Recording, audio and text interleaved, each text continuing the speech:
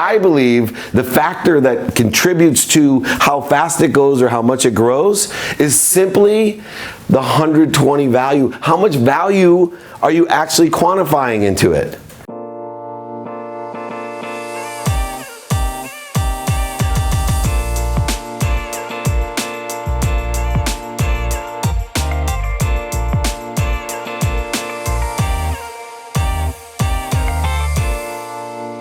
So there's 6 steps. 6 steps. Number 1 step is your credibility. Your credibility, that's the consistent, persistent part of what you do. Your credibility. If you're raising money, if you're working, if you're in a relationship, you want to maintain your credibility through your foundational values, your personal values, your experiential values, your giving values and receiving values. In order to have credibility, you have to have gratitude, you have to forgive yourself,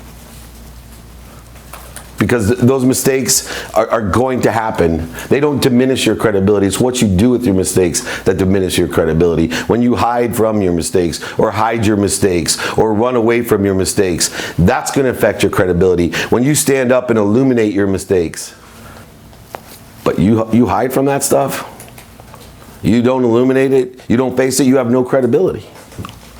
You have no credibility. You must work on your credibility and stick by your values: gratitude, empathy, accountability. Number 2, emotionally connect.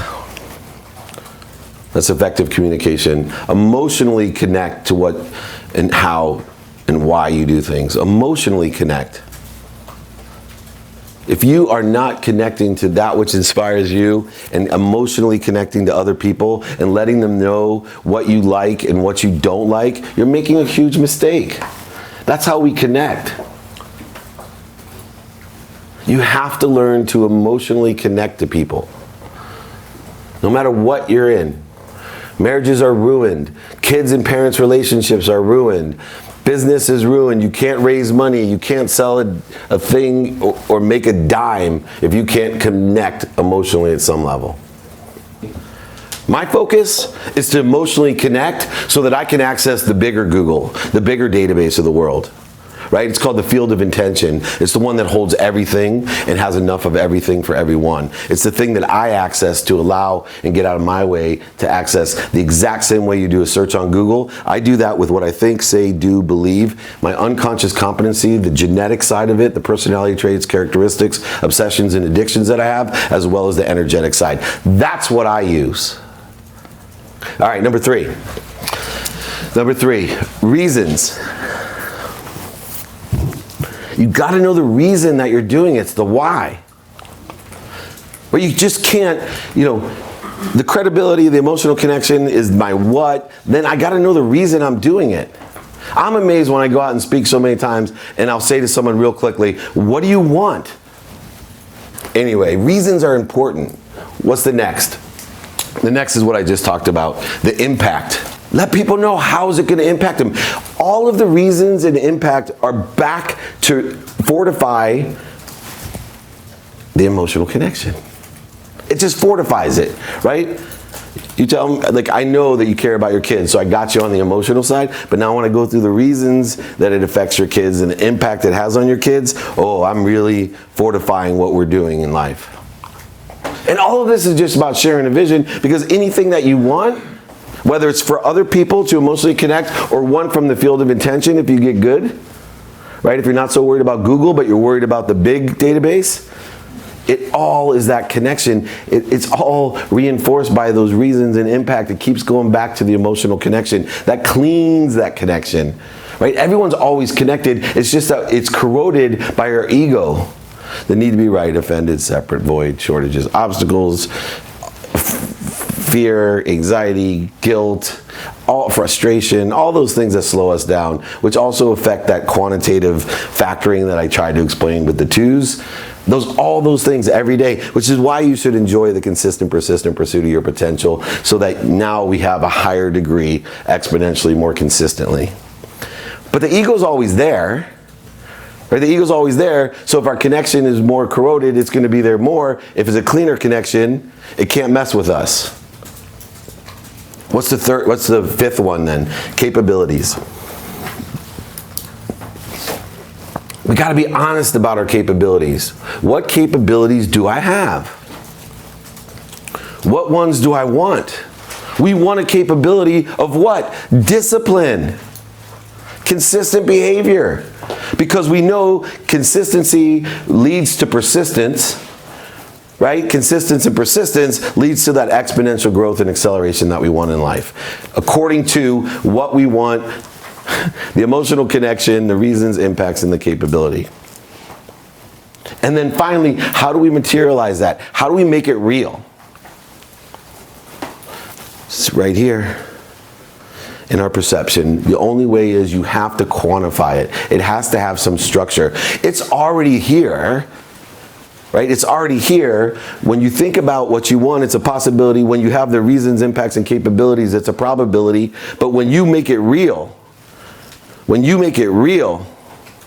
that's where it comes down. What makes it real? Quantified value. That's what makes something real, when you can quantify it. I believe the factor that contributes to how fast it goes or how much it grows is simply the 120 value. How much value are you actually quantifying into it? Right? What is that exponential vibration? How high is the vibration or value of the quantified thing that you have? And so if I'm walking into, a party for my brother's 50th birthday this weekend, I'm going to make sure that I have all those things. I have my credibility, right? I'm prepared. I'm emotionally connecting to everyone and everything. I'm going to come in inspired.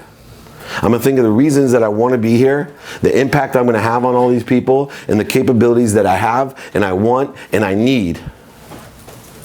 And then I'm going to bring it in value to everyone. I'm going to light up people. I'm going to liberate them to light up with that value. And then all these things are going to come to me. All the things that I want are going to come to me because all I'm concerned about is giving that value. A quantitative value is the sixth thing, right? Can you quantitatively and literally whatever it is you want, if it's the mashed potatoes to be passed, or it's for your mom to approve you, or your dad to tell you he's proud of you, or your brother just to appreciate the fact that you came all the way down on a weekend for his 50th birthday, even though you have a ton of stuff that you would rather do or won't do, right? You bring it and you're going to get all of it back. Not trading. Simply because you come in without the resentment, without the void, shortages, and obstacles, without the guilt, the fear, the anxiety, the frustration, the anger, all those things that we do. When you walk in with all that stuff, or you pick up the phone with all that stuff, or you make a presentation to raise money with all those feelings, and you haven't gone through the 6 steps, and you don't understand the consistent, persistent pursuit of your potential and enjoying it, and you don't understand literally acceleration and exponential growth, don't be surprised you're going to get just what you don't want. Because that's the quantitative analysis. That's the actual the actual math of why you don't get what you want. Because we don't have credibility. We hide from things. We run away from things. We put faith in what we don't want. We don't emotionally connect. We're not inspired. We don't have the reasons thought out. We don't have the impacts thought out. We don't think about the capabilities. And we wonder why we can't manifest what we want in a physical nature. That's what I believe. Somewhere in between there is the truth. But it seems to work for me. And it seems to work for other people.